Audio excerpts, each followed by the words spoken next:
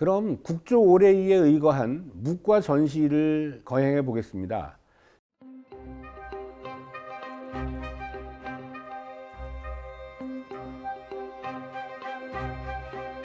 제가 의식을 순서에 따라 말씀드릴 때 장면을 상상해 보시면 훨씬 재미있을 것입니다.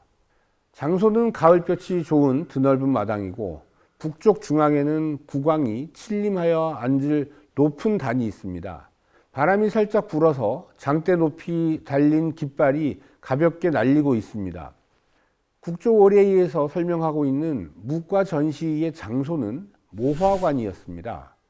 국왕은 먼저 근정전에서 문과 전시를 시행하여 진시에 문과의 시험 문제를 출제한 후에 문과 시관들에게 감독을 맡기고 모화관으로 행차한 것이었습니다.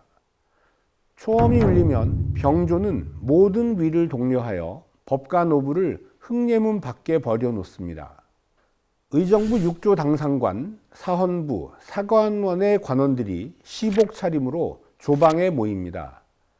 이엄이 울리면 모든 위는 각각 그 부대를 독려하여 들어와 전정에 늘어섭니다. 또한 호위하는 모든 관원 및 사금은 각각 기복을 갖추고 사정전 한문 밖에 서서 기다립니다. 삼엄이 울리고 종소리가 그치면 좌통례가 외판을 아래고 전하가 익선관에 곤룡포를 갖추고 열을 타고 나오십니다. 근정전 문 밖에 이르러 왕은 연을 갈아타고 단소로 가서 단에 오릅니다. 시종하는 관원은 막차로 가고 병조와 훈련원 관원 및 거인들은 들어와서 단 아래로 나아가 왕에게 사배를 올립니다. 2품 이상의 관원은 단에 올라 서쪽에서 동쪽을 향하여 부복하고 3품 이하는 단 아래서 각각 맡은 바 일을 합니다. 거인은 모두 활과 3개의 살을 가지고 나와서 2사람이 짝이 되어 기다립니다. 훈련한 관원이 북을 3번 울리면 거인이 들어와서 장사위로 나아갑니다. 거인은 부복하였다가 일어나 사위로 가서 북향하여 부복한 후 남쪽을 향해 섭니다. 먼저 멀리 있는 관역인 원후를 쏘고 북쪽을 향해 부복하였다 일어나 장사위로 돌아갑니다. 멀리 있는 관역인 원후의 화살을 다 쏘고 나면 중간 거리에 있는 관역인 중후의 화살을 쏩니다. 이것을 마치면 가까운 거리에 있는 관역인 근후의 화살을 쏘게 됩니다. 보사를 마치고 나면 기사를 하게 되고 기사 후에는 기창, 그 다음에는 격구를 하고 모두 물러납니다. 병조는 등제를 가려 왕에게 알리고 거가는 궁으로 돌아갑니다. 지금까지의 내용이 국조 올해이의 묵과 전시를 설명드린 것인데 그냥 말로 정리하다 보니까 정말 간단해 보이긴 합니다. 사실은 매우 조직적이고 복잡한 의식인데 그것을 글로 규정을 해두니 간단해 보이는 것입니다. 그리고 이 묵과 전시의 응시생은 모두 28명임을 잊지 말아야 합니다. 참, 28명이죠. 수시 복시를 거친 합격자들만 전시를 보는 거니까요. 그리고 앞에서 무예를 1개 내지는 2개만 시치한다고 했었는데 기사, 기창, 격구도 하나요? 좀 전에 말씀드린 내용은 국조 올해이에 있는 규정입니다. 국조 올해이를 편찬할 당시에는 이 무예를 모두 시험을 본 것 같습니다. 딱히 몇 개만 시험을 봤다는 기록이 별도로 없기 때문입니다. 그리고 1개 또는 2개를 시험 본다고 규정된 것은 속대전이므로 조선 중기까지는 무예에 충실하지 않았을까 생각을 합니다.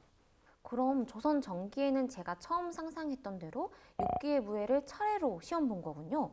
말씀하신 것처럼 상상을 좀 해보니 무예를 겨루는 장면들이 좀 그려집니다. 뒷부분에서 구체적인 시험 방법을 설명드리겠습니다. 그에 앞서서 묵과의 시관의 구성을 간단하게 알아보겠습니다. 조선 전기 묵과의 시관은 대체로 문과에 준하였지만 인원은 조금 더 많은 편이었습니다. 시관은 2품 이상의 참시관 3명, 3품 이하 6품 이상인 참고인 5명으로 이루어집니다. 이들은 시험을 주관하고 책임을 맡은 관원들이었지만 묵과에는 이들보다 더 중요한 임무를 수행하는 차비관들이 있었습니다. 이들은 시험장의 실무 관리자들로 시험 감독과 성적 채점 등을 담당했습니다. 조금 구체적으로 보면 시험 절차를 북으로 알리는 집고관, 적중한 화살수를 기록하는 전전관, 최종 입경 여부를 보고하는 도청관, 적중 여부를 북이나 징을 치는 것을 감독하는 감적관, 화살수를 기록하는 서전관, 화살의 거리를 측정하는 청량관, 화살의 무게를 재는 칭전관, 거리를 측정하고 기록하는 봉자표관, 화살을 주워 모으는 것을 감독하는 습전관, 고사의 채점표를 정리하고 보고하는 고책관, 응시자를 부르는 호명관, 말을 출발시키는 출마관, 징치는 것을 감독하는 집쟁관, 주통으로 시간을 재는 누수관, 북이나 징소리를 듣고 기록하는 유음관, 합격자를 발표하는 출방관 등이 각 시험 과목별로 구분되어 배치되었습니다. 정말 생각도 못한 역할을 하는 차비관이 많네요. 이름을 자세히 들어보면 세세한 곳까지 신경 써서 업무를 나누는 것 같습니다. 조수빈 씨, 혹시 사극을 보다가 국왕이 활을 쏘는 장면을 보신 적이 있으신가요? 활 쏘고 나면 관원이 명중 여부를 알려주기 위해서 누군가 홍색 깃발을 들거나 백색 깃발을 들어 올리는 장면을 아마 보신 적 있을 거예요. 이 사람들은 앞에서 말씀드린 차비관을 돕는 자빈들입니다. 차비관의 명령에 따라 깃발을 올리고 징이나 북을 울리며 말을 끌고 관리하였습니다. 신부는 대체로 하급 군인이나 차비노 등으로 각 시험 과목별로 배치되었는데 색인, 공인, 자빈이라고 불렀습니다.